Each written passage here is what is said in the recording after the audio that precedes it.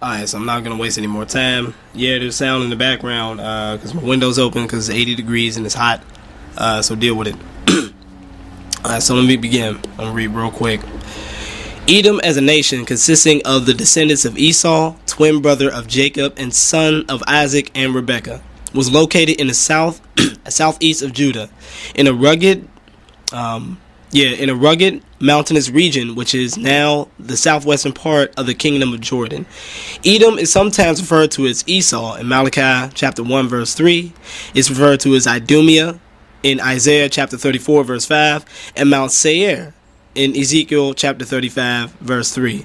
All of these names are interchangeable, referring to the same nation, Edom. Genesis chapter 36 describes the rapid growth of Edom. Deuteronomy chapter 2 verse 5 informs us that Edom's territory was not part of the land promised to Israel and never would be.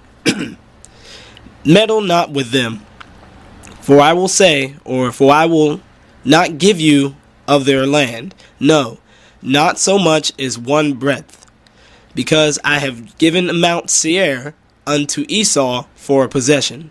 And I want you guys to remember that word possession as how the Israelites back then were writing that word style, and also the definition was just the same as possession in Amos they talk about. So it's funny how they talk about for a possession. They had a common meaning for that. So I want you guys to remember that. This is Ezekiel chapter 35.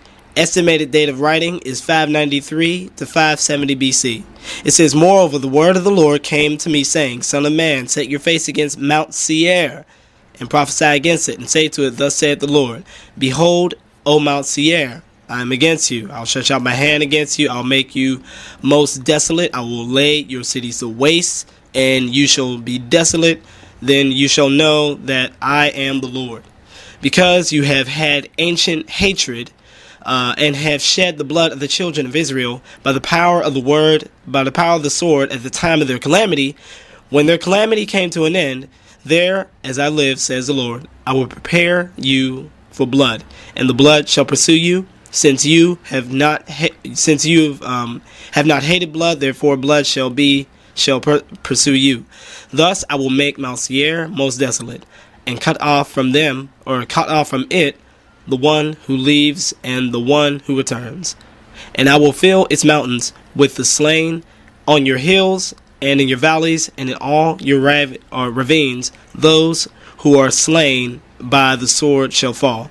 Funny how these destruction prophecies are specific to an actual place, unlike the Black Hebrew Israelites view that claims Edom is only where the Edomites dwell, which is, their claim is everywhere. They're Europeans, they're whites, they're in Europe, they're in America, they're everywhere. Two different sides. I'm only reading Bible and showing you what these prophets meant and what they were saying. So let me continue. And yet they say, they're following the Bible. No. You're making the Bible follow your interpretations of it. Something completely different. So let me continue. It says, Ezekiel condemned the nation of Edom, saying, Thou hast had a perpetual hatred, and hast shed blood of the children of Israel by the force of the sword in the time of their calamity. Ezekiel chapter 35 verse 5. Throughout ancient history, the Edomites manifested their hatred against Hebrews, as shown by the refusing Moses and his people permission to pass through Edomite territory in Numbers chapter 20 verses 14 through 22. However, in the time of Elijah, the Edomites joined in a military alliance with Israel and Judah in 2 Kings chapter 3 verse 9. Later, Judah defeated Edom in war in 2 Chronicles chapter 25 verse 5 through 12. The major prophecies against Edom are found in Isaiah 34, Jeremiah 49, verse 7 through 22, Ezekiel 25, verse 12 through 14, and verse 35, 1 through 15, and the book of Obadiah. Israel prophesied of God's judgment against Edom around 700 BC. Remember that, please.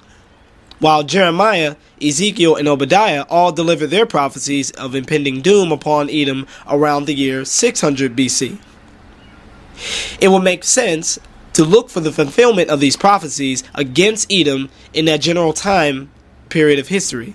However, some have proposed that these prophecies against Edom are yet still unfulfilled, and that their fulfillment will take place in our generation in the early 21st century. There are two big problems with this theory. One, the Edomites no longer exist.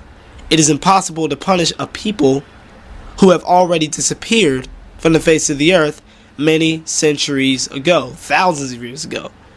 The prophet Malachi was writing around 400 BC. He speaks of God's judgment of Edom as having already taken place.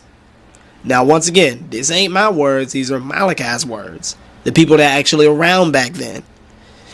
He said, "And I hated Esau, and laid his mountains and his heritage waste for the dragons of the wilderness." Interesting. I want you to remember about the animals. They speak about that later too. So I want you to remember that too.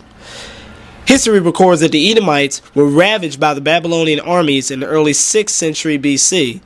Same time around that prophecy was talking about.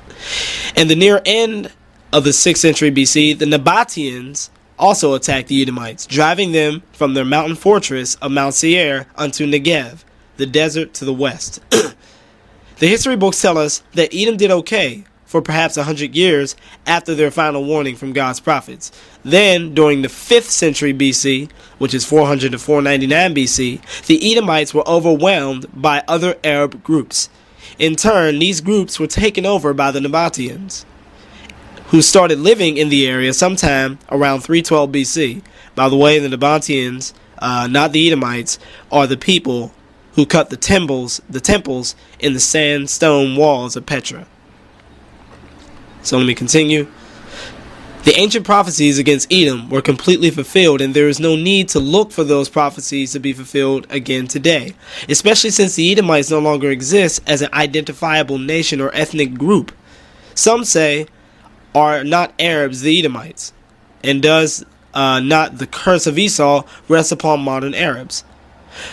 Though the identification of Edom with the Arabs is a common traditional belief, there's absolutely no scriptural or historical basis for this notion.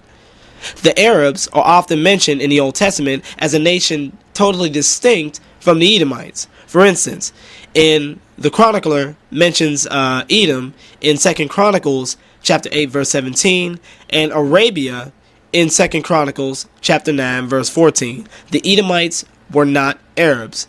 They were Edomites. Obadiah prophesied that the house of Esau would be completely wiped out. If he was talking about the Arabs, then Obadiah's prophecy was false, since the Arabs are very much with us today. If Obadiah was talking about Edom, like he said he was in verse 8, then this prophecy has been fulfilled, since Edom has long since disappeared as a nation. An explanation of the hatred reference works yields no hint or nor evidence of any connection between Edomites and Arabs. If the Edomites are not Arabs, then what did happen to them?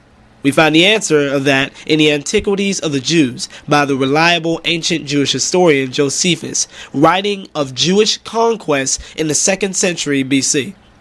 He basically says, Hyrcanus took also Dora and Marissa, cities of Idumea, and subdued all the Idumeans, and permitted them to stay in that country if they would circumcise their genitals, and make use of the laws of the Jews.